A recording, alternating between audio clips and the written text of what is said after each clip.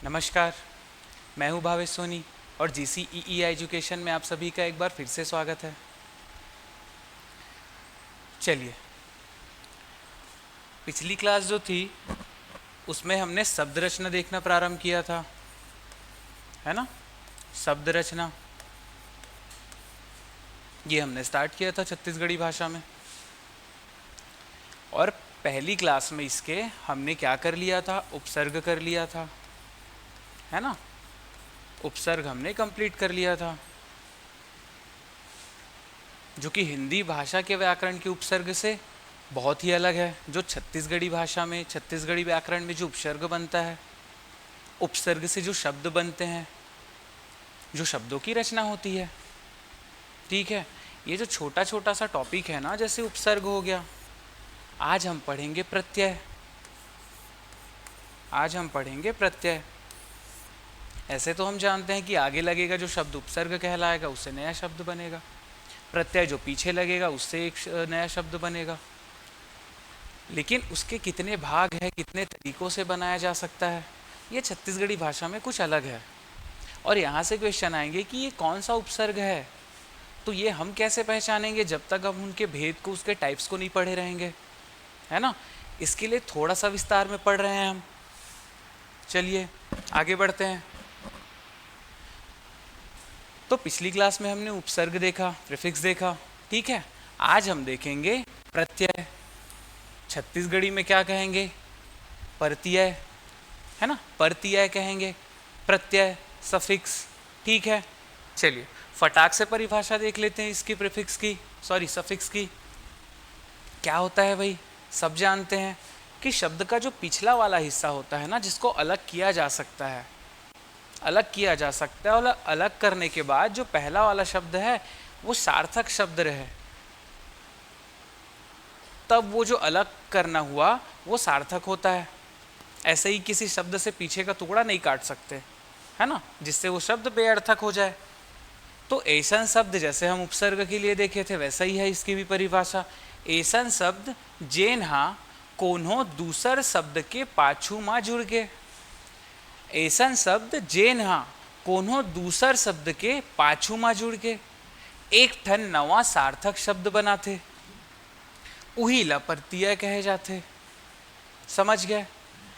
ऐसन शब्द जेन हा कोनो दूसर शब्द के पाछू में जुड़ के एक ठन नवा सार्थक शब्द बनाथे, उही ला प्रत्यय कहते, वही प्रत्यय कहे जाते। समझ गए। एग्जाम्पल देख लेते हैं। हिंदी में क्या होगा, ऐसा कोई शब्द, है ना, जो किसी दूसरे शब्द के, ऐसा कोई शब्द जो किसी दूसरे शब्द के पीछे वाले हिस्से में जुड़कर, उसके पीछे लगकर एक नया सार्थक शब्द बनाएगा। कोई सा भी शब्द नहीं बनाएगा, है ना, नया सार्थक शब्द बनाएगा जिसका कोई अर्थ होगा, क्योंकि हम शब्द रचना पढ़ रहे हैं, ठीक है। वही क्या कहलाएगा, ये जो नया सार्थक शब्द बनेगा ना, ये प्रत्यय नहीं कहलाएगा, ये प्रत्यय नहीं कहलाएगा, ठीक है। जो जुड़ने वाला रहेगा ना, ये जो जुड़ेगा पीछे में, ये जो है ये प्रत्यय कहलाएगा, ठीक है, ये प्रत्यय कहलाएगा। लेकिन इसके लिए नियम क्या है, बनने वाला जो शब्द है वो सार्थक होना चाहिए। समझ गए। एग्जाम्पल देखते हैं, जैसे कि, है ना, खाना, खाना, है ना भाई। अब ये जो खा है, ये तो धातु है ना, मूल धातु, ठीक है, क्रिया का पहला रूप। अब उसमें जुड़ा क्या है, ये ना जुड़ा है, खाना हो गया। मड़ियाना एक छत्तीसगढ़ी में है, मड़ियाना, मड़ियाना किसको कहते हैं, तो ये मड़ियाना बना है माड़ी, मतलब घुटना, है ना, और या से, याना से, मड़ियाना। जो बच्चे घुटने के बल चलते हैं ना, क्रॉलिंग कहते हैं जिसको इंग्लिश में, वो मड़ियाना है, तो इसमें याना प्रत्यय हो गया, ठीक। उसी प्रकार गैया कोठा, है ना, गैया कोठा, गाय के रहने का स्थान, गैया कोठा, ठीक है। तो इसमें गैया एक शब्द है, कोठा जो है वो प्रत्यय है, ठीक। अब इन तीनों शब्द में आपको कुछ अंतर दिखाई दिया, कि तीनों तो एक ही जैसा है सर, पीछे ही प्रत्यय लगा है। ये अंतर अभी नहीं समझ आएगा, आगे बढ़ते हैं। ठीक है, खाना हो गया, मड़ियाना हो गया, गैया कोठा हो गया। ठीक, ये शब्द प्रत्यय के उदाहरण है। अब प्रकार देख लेते हैं, प्रत्यय के प्रकार देख लेते हैं, टाइप्स, है ना। प्रकार देख लेते हैं, टाइप्स देख लेते हैं। ये होगा क्या भाई, ध्यान से सुनो। ठीक है, कितने प्रकार हैं, 5, लेकिन पहला है कृत प्रत्यय। पहला क्या है, कृत प्रत्यय, है ना, कृत प्रत्यय। इसी कृत प्रत्यय का दूसरा नाम है मूल प्रत्यय। तो दोनों में से कोई एक नाम भी आ जाए एग्जाम में तो घबराना नहीं है। कृत प्रत्यय और मूल प्रत्यय एक ही है, दो नाम है। ठीक है, कृत प्रत्यय या फिर मूल प्रत्यय। दूसरा है तद्धित प्रत्यय या फिर यौगिक प्रत्यय। तद्धित प्रत्यय या फिर यौगिक प्रत्यय। ठीक है, तद्धित प्रत्यय या फिर यौगिक प्रत्यय। तो ये मूल प्रत्यय और यौगिक प्रत्यय, यही सबसे ज़्यादा इंपॉर्टेंट है ना। इसी दोनों में हमको जो डिफरेंस है, जो अंतर है, उसको हमको स्पष्टतः समझना है। इन दोनों में कंफ्यूजन नहीं होना चाहिए। ठीक है, कृत प्रत्यय या फिर मूल प्रत्यय, दूसरा है तद्धित प्रत्यय या फिर यौगिक प्रत्यय। ठीक, उसके अलावा 3 प्रकार के और प्रत्यय होते हैं जिसको समझना या पहचानना बहुत ही आसान होता है। ठीक, इसको अंत में करेंगे। एक है बलवाची तद्धित। तद्धित का ही एक टाइप है बलवाची तद्धित। बलवाची तद्धित विदेशज प्रत्यय और स्त्री प्रत्यय। बलवाची तद्धित प्रत्यय है ना, बलवाची तद्धित प्रत्यय, और क्या है, विदेशज प्रत्यय, और 5वां है स्त्री प्रत्यय। ठीक है, 5 प्रत्यय हैं। एक कृत प्रत्यय या फिर मूल प्रत्यय, दूसरा है तद्धित या फिर यौगिक प्रत्यय, ये ज़्यादा इंपॉर्टेंट है।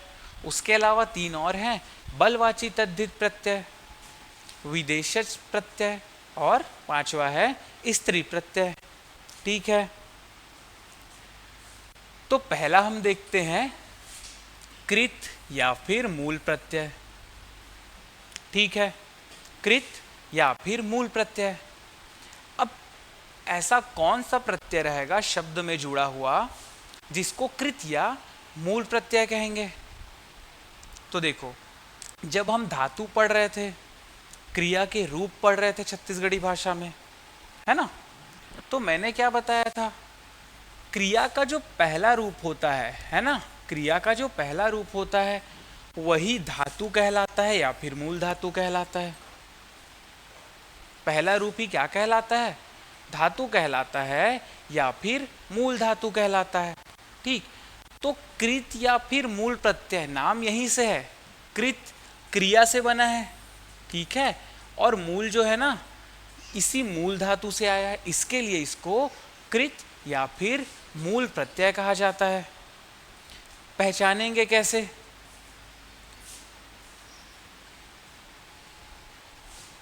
हमेशा कृत प्रत्यय या फिर मूल प्रत्यय हमेशा क्रिया के साथ लगा होगा, है ना। हमेशा किसके साथ लगा होगा, क्रिया के साथ लगा होगा, पीछे क्रिया के साथ हमेशा, और क्रिया के मूल रूप के साथ लगा होगा, मतलब धातु रूप के साथ, पहले रूप के साथ लगा होगा। ठीक है, जैसे एग्जाम्पल देखते हैं, जैसे मान के चलो खा हो गया, खा मतलब खाने की एक क्रिया है, तो ये धातु है। खाना क्रिया के लिए धातु क्या है, खा है, तो ये ना जो है ये प्रत्यय बन के जुड़ जाता है ना। पीना तो पी और ना हो गया, जाना में जा हो गया, प्लस ना हो गया, तो ये क्या है, इस प्रकार के जो प्रत्यय रहेंगे वो कृत प्रत्यय या फिर मूल प्रत्यय रहेंगे।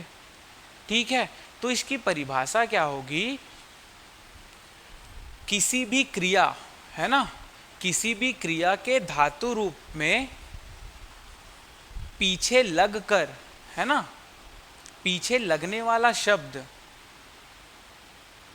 या फिर पीछे लगकर जो नया शब्द बनाएगा, तो जो पीछे लगने वाला शब्द है वो कृत प्रत्यय या फिर मूल प्रत्यय कहलाएगा। ठीक है, किसी भी क्रिया शब्द या फिर क्रिया का धातु रूप उसके पीछे लगकर, है ना, जब एक नया सार्थक शब्द बनेगा तो उस लगने वाले शब्द को क्या कहेंगे? कृत प्रत्यय या फिर मूल प्रत्यय कहेंगे।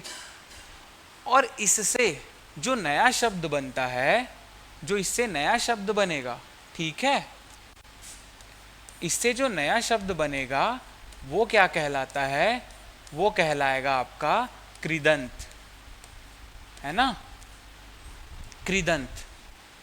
तो अगर परिभाषा पूछी जाए या कभी पूछा जाए कि कृदंत क्या है, या फिर शब्द दे दिया जाए इनमें से कृदंत क्या है, ठीक है, तो मूल प्रत्यय या फिर कृत प्रत्यय जिस शब्द के अंत में जुड़कर जो नया शब्द बनाता है, सार्थक शब्द, उस नए शब्द को कृदंत कहा जाता है। और जो जुड़ता है वो कृत प्रत्यय या फिर मूल प्रत्यय कहलाता है। ठीक है, चलो, बहुत सारे प्रत्यय हैं, लेकिन जो ज़्यादातर एग्जाम्स में आते हैं, जो पूछा जाता है, कुछ प्रत्यय के एग्जाम्पल हम यहाँ पे देख ले रहे हैं। ठीक है, जैसे कि पहला हो गया आ प्रत्यय। अभी कृत या मूल की बात चल रही है, ठीक है। मूल प्रत्यय केवल और केवल क्रिया के साथ लगेगा, है ना। नाउन, प्रोनाउन, संज्ञा, सर्वनाम, विशेषण, क्रिया विशेषण, जो 8 पढ़े हैं ना हम, शब्द भेद और अव्यय, ठीक है, इसमें से केवल और केवल क्रिया के साथ जो लगेगा वो कृत या फिर मूल प्रत्यय कहलाएगा। ठीक है, बाकी noun, pronoun, verb, noun, pronoun, adverb, adjective, है ना, इन सब के साथ नहीं लगेगा। इन सब के साथ कृत या फिर मूल प्रत्यय नहीं लगता है, वो दूसरा प्रत्यय लगता है, उसको हम देखेंगे। ठीक है, चलिए, आ प्रत्यय एक शब्द है, आ प्रत्यय से गिजरा। ठीक है, गिजरा, गिजरा। अब गिजरा क्या है ना, हम अमूमन घर में सुनते हैं गिजर्रा, है ना, तो ये गिजरा है, इसी को गिजर्रा कहा जाता है। अब गिजरा क्या है भाई? ये जो हमेशा जो हंसते रहते हैं ना, हंसना, ठीक है, तो इसके साथ ये रा लगा है, रा के साथ आ लगा है, ठीक है, हंसना होता है। उसी प्रकार होता है हदरा। ठीक है, हदरा में क्या लगा है? रा लगा है, रा के साथ में क्या है? यही तो आ है। ठीक है, हदरा, ये क्या होता है? हद, है ना, जो किसी चीज को हद से ज्यादा कर दे, किसी भी चीज को बहुत ज्यादा अति कर दे, उसके लिए शब्द यूज होता है। तो ये कुछ कर ही तो रहा है ना, हद कर देना मतलब क्रिया ही तो है, हंसना एक क्रिया ही तो है, तो इस क्रिया के पीछे लगा हुआ है, क्रिया के धातु रूप के पीछे, ठीक है, जो प्रत्यय है। दूसरा देखते हैं अय्या प्रत्यय, अय्या, अय्या, ठीक है, जैसे कि बोलैया, है ना, तो या लगा है। खवैया में या लगा है ना, क्या लगा है? ये अय्या है ना, ये कभी कभी आपको अय्या भी दिखेगा, ऐ की मात्रा, ठीक है, ऐ की मात्रा, इसके लिए यहाँ पे अय्या हो गया ये, और ये लैया में अय्या हो गया, बोलैया में लैया हो गया। उसके बाद क्या है? खवैया में वैया हो गया, अय्या आ गया दोनों में, ठीक है। औ एक प्रत्यय है औ, जैसे उठऊ, उठऊ, उठना, ठीक है, पढ़ऊ, पढ़ना, चलऊ, चलना, ठीक है। तो देखो, उठना, पढ़ना, चलना, ये सब क्रिया है, तो इस क्रिया के पीछे लगने वाला कृत या फिर मूल प्रत्यय होगा। अंता या फिर अंतिन, अंता या फिर अंतिन, आपको ये प्रत्यय याद नहीं रखना है, आपको केवल ये रूल याद रखना है कि क्रिया के पीछे जो लगेगा वो कृत या फिर मूल प्रत्यय होगा, और बाकी 7 चीजों के पीछे लगने वाला क्या होगा? वो केवल एक चीज होगी, वो मैं बताऊंगा। अब अंता या फिर अंति, जैसे कि पढ़ंता में अंता आ गया, खेलंता में अंता आ गया, घुमंता में अंता आ गया। पढ़ंता बहुत पढ़ंता बनता है ना, बहुत खेलनता है, दिन भर खेलता है। घुमंता, घूमने वाला बहुत। अंता, है ना। अब इसी में अंतिन कर दे तो क्या हो जाएगा? पढ़ंती हो जाएगा, है ना। पढ़ंती हो जाएगा, घुमंती हो जाएगा, घुमंती हो जाएगा, और क्या है? खेलंती हो जाएगा। ये सब शब्द हैं जो कि छत्तीसगढ़ी भाषा में प्रयुक्त होते हैं। ठीक, आगे देखते हैं अक्कड़। अक्कड़ एक प्रत्यय होता है, जैसे कि घुमक्कड़, पियक्कड़ में अक्कड़ है, भुलक्कड़ में अक्कड़ है। ठीक है। एरा, टाइम वाला नहीं, एरा, जैसे कुटेरा, ठठेरा, लुटेरा। कुटेरा, ठठेरा, लुटेरा, है ना। उसी प्रकार औना प्रत्यय, औना, जैसे खिलौना, बिछौना। ठीक है। अब कुटेरा, कूटना, ठठेरा, ठठाना, जो बोलते हैं ना, मारने का, एक मारने के लिए एक शब्द जो प्रयुक्त होता है छत्तीसगढ़ी भाषा में, ये भी क्रिया है। घुमक्कड़, घूमना क्रिया है। पियक्कड़ में पीना क्रिया है। भुलक्कड़ में भूल जाना एक क्रिया है। ठीक है। लुटेरा, लूटना एक क्रिया है।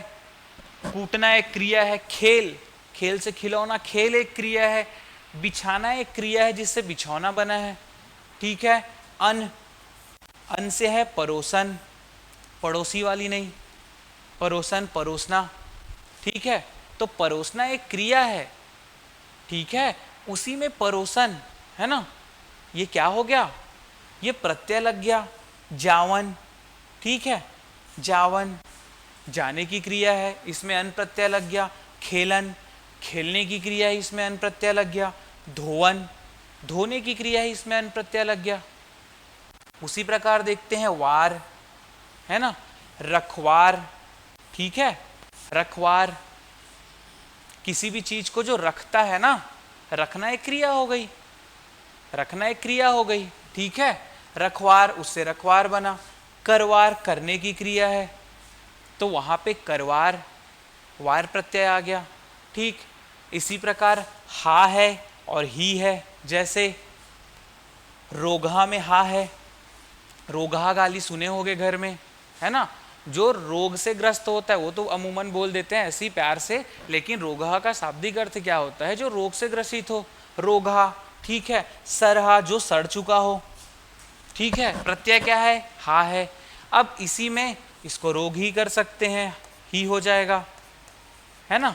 और क्या कर सकते हैं? सर ही कर सकते हैं। ठीक है। हा या ही प्रत्यय।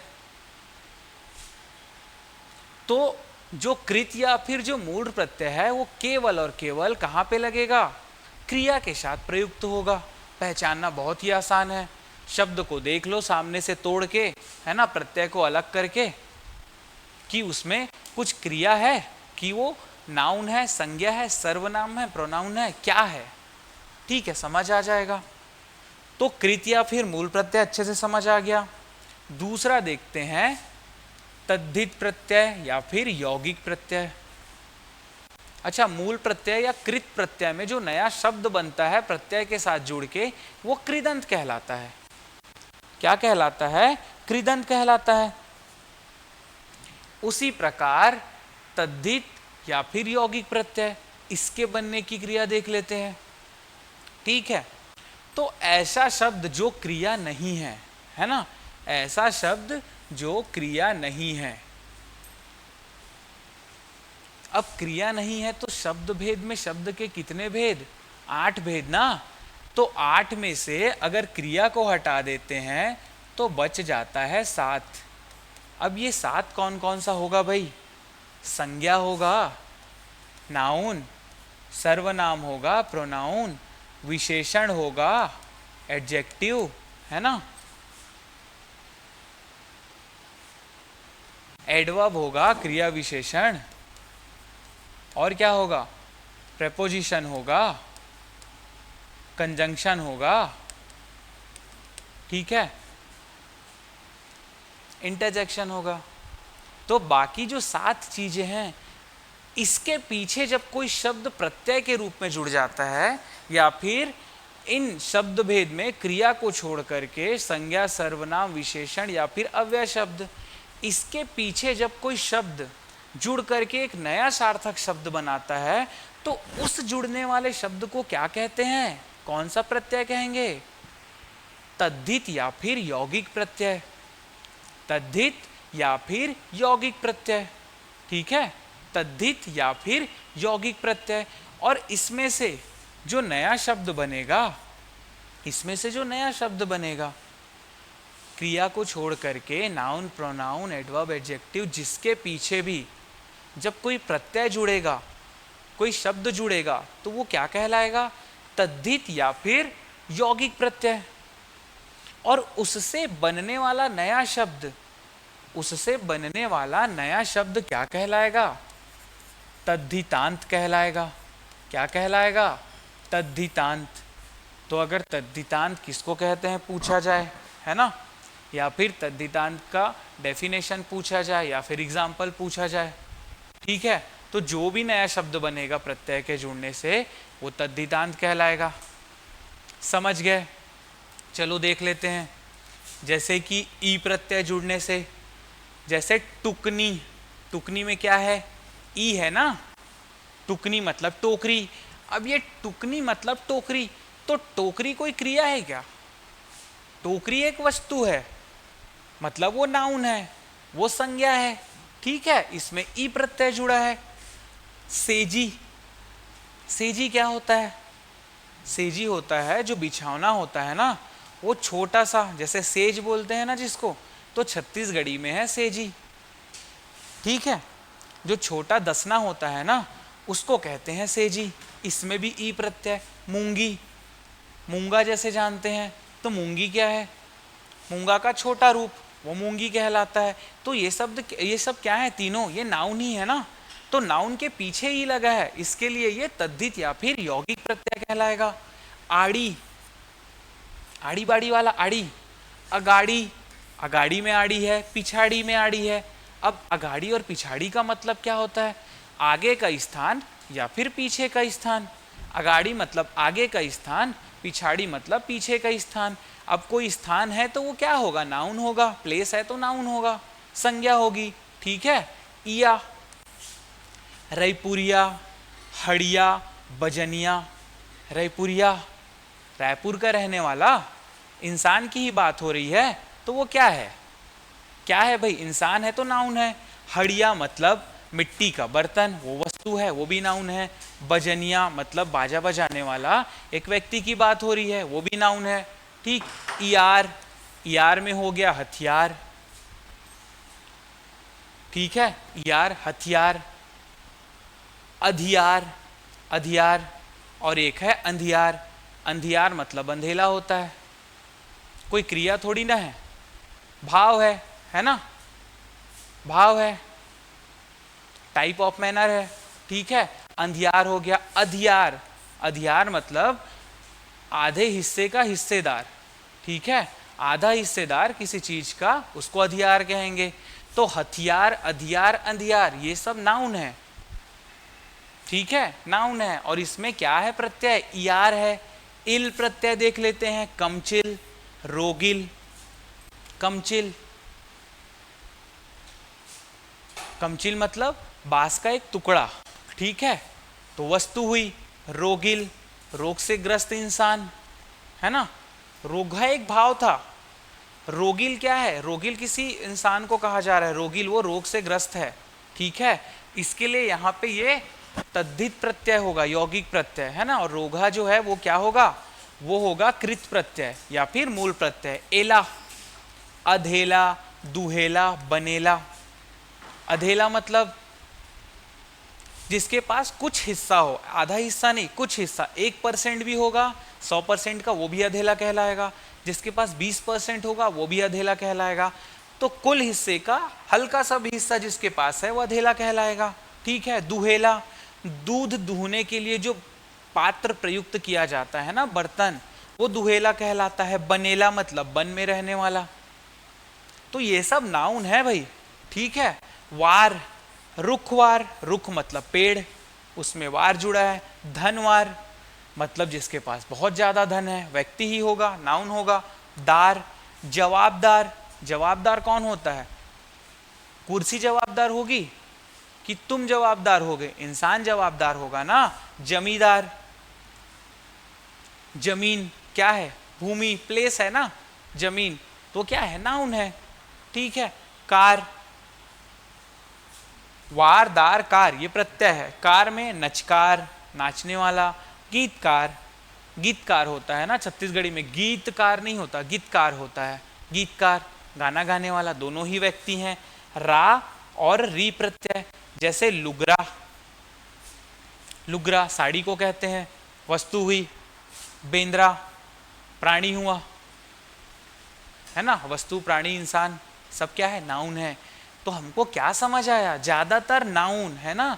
ध्यान से, बस यही डिफरेंस है, कुछ नहीं। दो प्रकार के प्रत्यय, एक जो केवल और केवल क्रिया के साथ प्रयुक्त होगा, कृत प्रत्यय क से क, और एक जो होगा तद्धित या यौगिक प्रत्यय जो बाकी शब्द भेद के 7 चीजों के साथ प्रयुक्त होगा।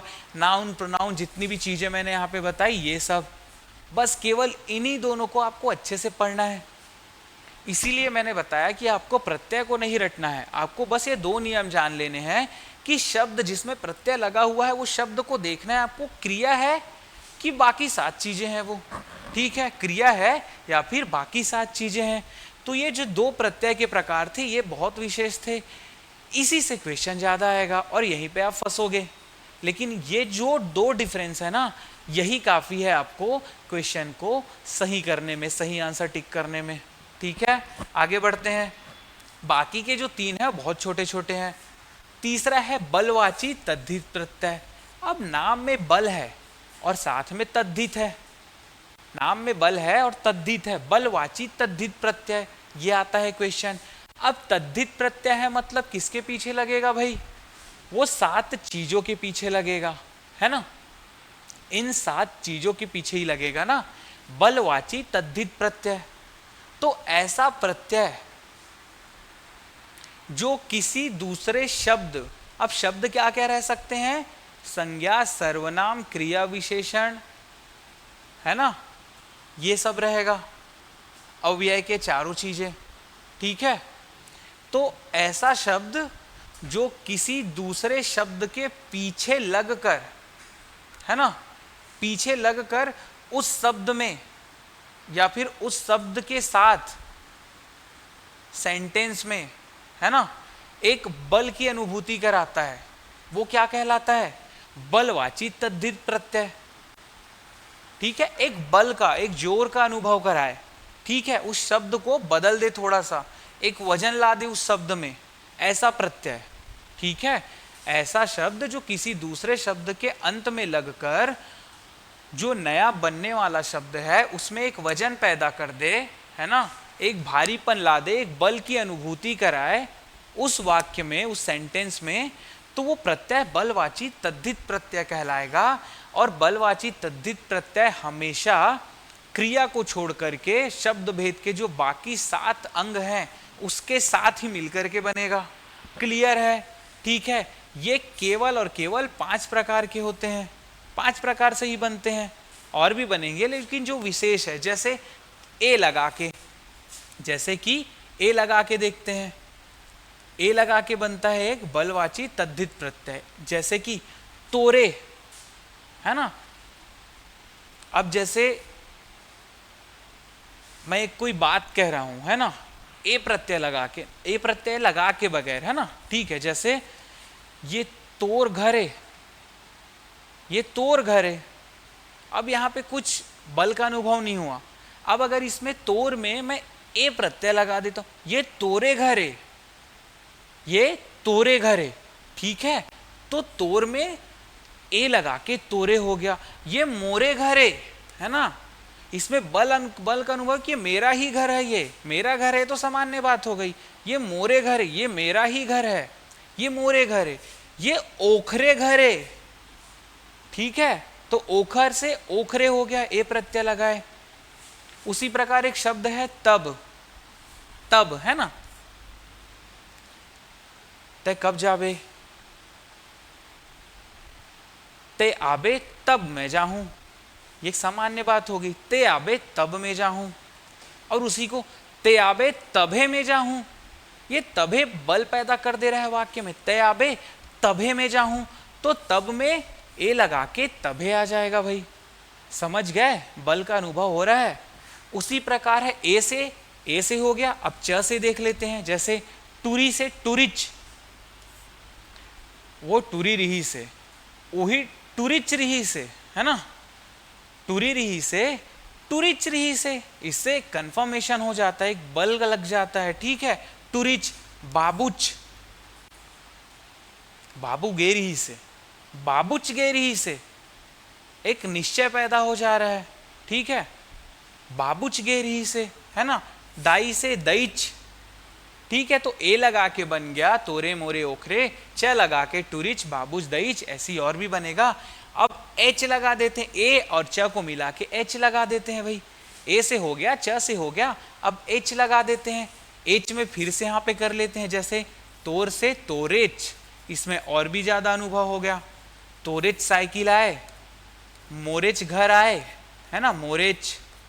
और क्या हो गया, ओखरेच, है ना, उसी का है ओखरेच। तो एच लगा के भी बन गया, ए लगा के बन गया, च लगा के बन गया, एच लगा के बन गया। और क्या बना रहे हैं हम, किसी शब्द में बल पैदा कर रहे हैं। और शब्द कैसा होगा भाई, वो होगा तद्धित, तद्धित प्रत्यय वाला शब्द, मतलब क्रिया को छोड़ करके बाकी शब्द। ठीक है, अब हूं और हूं, हूं और हूं, इससे क्या होगा,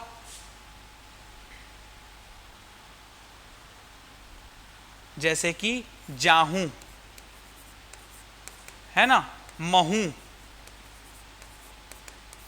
जैसे मैं जाऊंगा, महूं जाहूं, है ना, मैं जाहूं, ये तो सामान्य हो गया। महूं जाहूं, ये बल पैदा हो गया। ठीक है, महूं जाहूं, ये बल पैदा हो गया। तय जाबे, तय जाबे, ये तो सामान्य बात हो गई। लेकिन इसी में तहूं जाबे, ये बल पैदा हो गया। ठीक है, तो हूं या हूं से ये ऐसा ही बनेगा, जो बल पैदा करने वाला हो गया। तहू, महू, वहू, उहू, है ना, अंत में है ओ, सबो झंझाबुन, सब जाबुन, सबो जाबुन, बल पैदा हो गया ना सब में। ठीक है, सबो जाबुन, समान, समान, ऐसा जैसे पेन है, पेंसिल हो गया, टेबल हो गया, बुक हो गया, कॉपी हो गया, ये सामान, है ना। सामान को रख देना, सामानों को रख देना, है ना, सामान को रख देना, सामानों को रख देना, तो ये सामान में बल पैदा करने के लिए आ गया ओ प्रत्यय, है ना।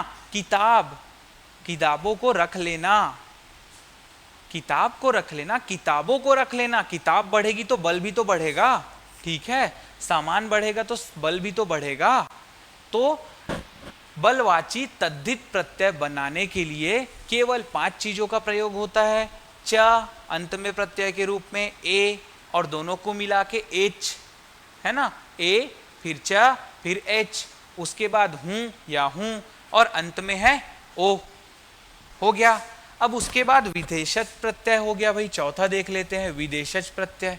अब विदेशज प्रत्यय एकदम कॉमन सी चीज है, आपको समझ आ जाएगा, जो छत्तीसगढ़ी और हिंदी में प्रयुक्त नहीं होता है। ऐसे शब्द जो विदेशी भाषा के शब्द हैं, जो विदेशी भाषा के शब्द हैं, उन शब्दों में अरबी और फारसी जो मुख्य रूप से हो गए, है ना, उसमें जो विदेशी भाषा के ही प्रत्यय हैं, वो जब जुड़ के एक नया शब्द बनाते हैं, जो वो भी विदेशी भाषा का ही होगा। ठीक है, एक शब्द है जो कि विदेशी भाषा का है, ऐसा शब्द जो कि विदेशी भाषा का है।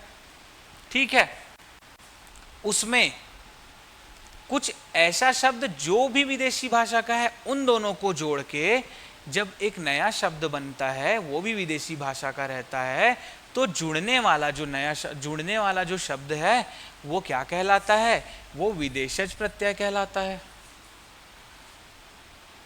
क्लियर है? चलो, जैसे कि खाना प्रत्यय हो गया, दवा खाना, पागल खाना, छापा खाना। ठीक है, खोर प्रत्यय हो गया, मुनाफा खोर, चुगल खोर, हराम खोर। दार प्रत्यय हो गया, फलदार, हवादार, थानेदार, ये सब विदेशी शब्द हैं। कोई भी हिंदी का शब्द नहीं है छत्तीसगढ़ी का, लेकिन जो विदेशी शब्द हम पढ़ते हैं वो ज्यों के त्यों छत्तीसगढ़ी भाषा में प्रयुक्त होते हैं। उनका कुछ ऐसा अलग से परिवर्तन नहीं होता कि छत्तीसगढ़ी में क्या कहा जाता है ना। बहुत सारे हिंदी के शब्द हैं, बहुत सारे अन्य भाषाओं के शब्द हैं, देसी शब्द हैं, जो कि एज इट इज यहाँ पे यूज होते हैं, उनका कुछ परिवर्तित रूप नहीं होता है ना। इंदा हो गया, बाशिंदा, चुनिंदा, बाज हो गया, अकड़बाज, नशाबाज, दगाबाज हो गया। बंद या फिर बंदी से मोहरबंद, मुहरबंद है ना, कमरबंद, चकबंद, मुहरबंदी, कमरबंदी, चकरबंदी है ना। वार हो गया, उम्मीदवार, हफ्तावार, महीनावार। ची से क्या हो गया, नकलची, बावर्ची, मसालची। तो ये सब जो है बस आपको यही याद रखना है, खाना खोर, दार, इंदा, बाज, बंद, बंदी, वार, ची, है ना। ये 1 2 3 4 और 8 ये जो है प्रत्यय, ये विदेशी प्रत्यय है, विदेशज प्रत्यय है, जो कि विदेशी भाषाओं के शब्द से जुड़ करके नया शब्द बनाते हैं। अंत में देख लेते हैं, ये 5वां है ना, ठीक, स्त्री प्रत्यय। अब स्त्री प्रत्यय को हम अगर देखा जाए तो एक बार पहले पढ़ चुके हैं। कहाँ पे पढ़ चुके हैं भाई? स्त्री प्रत्यय जब हम पुल्लिंग से स्त्रीलिंग, है ना, पुल्लिंग से जब स्त्रीलिंग बनाना सीख रहे थे जेंडर में, लिंग में, जब लिंग का चैप्टर था, है ना, जेंडर का चैप्टर हम जब पढ़ रहे थे, तो पुल्लिंग से स्त्रीलिंग जब हम रूपांतरित या परिवर्तित कर रहे थे, वहां पे हम एक सीख चुके थे। तो ऐसा प्रत्यय जो किसी पुल्लिंग शब्द में, या फिर ऐसा शब्द जो किसी पुल्लिंग शब्द में या फिर पुल्लिंग शब्द के पीछे जुड़ करके एक नया स्त्रीलिंग शब्द बना दे, तो वह प्रत्यय स्त्री प्रत्यय कहलाता है। समझ गए? ऐसा शब्द जो किसी पुल्लिंग शब्द के पीछे जुड़ के एक नया स्त्रीलिंग शब्द बना दे, तो ऐसा जुड़ने वाला शब्द जो है वो स्त्री प्रत्यय कहलाता है। जैसे कि ई प्रत्यय, बड़ा ई। अब ई प्रत्यय से बनने वाला शब्द क्या है भाई? जैसे डोकरा, तो डोकरा से क्या होगा? डोकरी, है ना। डोकरा मतलब बूढ़ा, डोकरी मतलब बुढ़िया, ठीक है। भोकवा, भोकवा से क्या बनेगा? भोकवी, है ना। ई प्रत्यय जोड़ करके बना रहे हैं। टूरा, टूरा से क्या बनेगा? टूरी, ई प्रत्यय जोड़ करके। उसी प्रकार है इन प्रत्यय जोड़ करके, इन प्रत्यय से क्या बनेगा? जैसे तेली, तेलिन बनेगा, तेली से तेलिन बनेगा। धोबी, धोबी से क्या बनेगा? धोबिन बनेगा, धोबी से धोबिन बनेगा। उसी प्रकार नचकार से क्या बनेगा? नचकारिन बनेगा, नचकारिन बनेगा, ठीक है। इन प्रत्यय जुड़ करके ये सब बना। उसी प्रकार आइन प्रत्यय जोड़ के देखते हैं। आइन, तो आइन में क्या होता है? ठाकुर एक शब्द है ना जो कि पुल्लिंग का है, ठाकुराइन, ठाकुराइन बनेगा। पंडित एक शब्द है जो कि पुल्लिंग का सूचक है, क्या बनेगा? पंडिताइन, ठीक है। ये सब है आइन प्रत्यय जुड़ करके। उसी प्रकार है आनी प्रत्यय जुड़ के। आनी केवल 6 है ना, हमने ई देखा, इन देखा, आइन देखा, अब आनी देख रहे हैं। आनी में क्या होगा? जैसे सेठ एक शब्द है, तो सेठ से क्या होता है? सेठानी होता है। अगर क्वेश्चन आए कि सेठानी में कौन सा प्रत्यय है, तो बता तो दोगे, या तो आनी प्रत्यय या फिर नी प्रत्यय। लेकिन प्रत्यय का अगर प्रकार पूछा जाए तो ये मत कर देना कि सेठ तो इंसान है और ये नाउन है, सेठ तो इंसान है और ये नाउन है। अब सेठ से सेठानी बना है, ठीक है, तो ये यौगिक प्रत्यय हो जाएगा क्योंकि नाउन है। नहीं, ये पुल्लिंग से स्त्रीलिंग में जा रहा है ना, पुल्लिंग से स्त्रीलिंग में परिवर्तन हो रहा है, रूपांतरण हो रहा है, कन्वर्जन हो रहा है, ठीक है। तो ये क्या होगा? स्त्री प्रत्यय कहलाएगा, ठीक है। केवल एक ही पहचान है, उसके अलावा नौकर, नौकर से क्या होगा, नौकरानी हो गया, है ना, आनी प्रत्यय पढ़ रहे हैं। देवर से देवरानी, ठीक। श्रीमान, अब मति प्रत्यय, मति सब जानते हैं, श्रीमान से भाई श्रीमती, है ना। बुद्धिमान से बुद्धिमती, ये सब क्या है, स्त्रीवाचक है। आयुष्मान से आयुष्मती, है ना, आयुष्मती हो गया। अब उसके बाद वती, आनी पढ़े मती पढ़े, अब वती, वती से जैसे गुणवान से गुणवती, गुणवान से गुणवती। धनवान से धनवती, धनवती। भगवान से भगवती, समझ गए। तो जो स्त्री प्रत्यय है और विशेषज प्रत्यय है, और क्या है, एक स्त्री प्रत्यय है, विशेषज प्रत्यय है और बलवाची तद्धित प्रत्यय है। तो स्त्री प्रत्यय और विशेषज प्रत्यय को तो पहचानना आसान है, बलवाची तद्धित प्रत्यय को पहचानना और भी आसान है, क्योंकि ज्यादातर उसमें सर्वनाम यूज होगा, ठीक है, सर्वनाम और संज्ञा ही यूज होगा। आपको कृत या फिर मूल प्रत्यय और तद्धित या फिर यौगिक प्रत्यय को पहचानना सीखना है, जो कि बड़ा आसान है। कृत या फिर मूल में आपको क्रिया के साथ प्रत्यय मिलेगा, और तद्धित या फिर यौगिक प्रत्यय में आपको जो शब्द भेद के अन्य रूप है, पार्ट ऑफ स्पीच में वर्ब को छोड़ करके, क्रिया को छोड़ करके, उसके साथ जितने भी उन शब्दों के साथ जो लगने वाला पीछे शब्द है, वो शब्द तद्धित या फिर यौगिक प्रत्यय कहलाएगा, ठीक। और बलवाची तद्धित प्रत्यय, उसके बाद स्त्री प्रत्यय और विशेषज प्रत्यय। कृदंत किसको कहेंगे, वो कृत प्रत्यय में जो नया शब्द बनेगा, है ना। तद्धितांत किसको कहेंगे, जो यौगिक प्रत्यय में नया शब्द बनेगा। यहां से क्वेश्चन आएगा, ठीक है, डायरेक्ट पहचानने वाला, उसमें ही गलती हो जाती है कि प्रत्यय क्या है पहचानने में, तो प्रत्यय का प्रकार पूछ लेंगे तो गलती होगी ही होगी।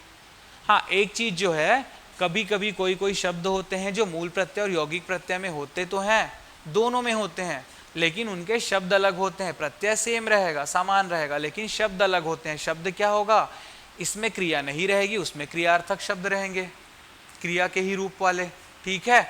और वही शब्द आपको स्त्री में और बलवाची में भी मिल जाएंगे, ठीक है। तो ये था हमारा शब्द रचना का दूसरा क्लास, जो कि प्रत्यय का था, सफिक्स का, ये कंप्लीट हो गया। अगली क्लास हमारी होगी संधि की, और उसके बाद समास, जो कि बहुत इंपॉर्टेंट है ना।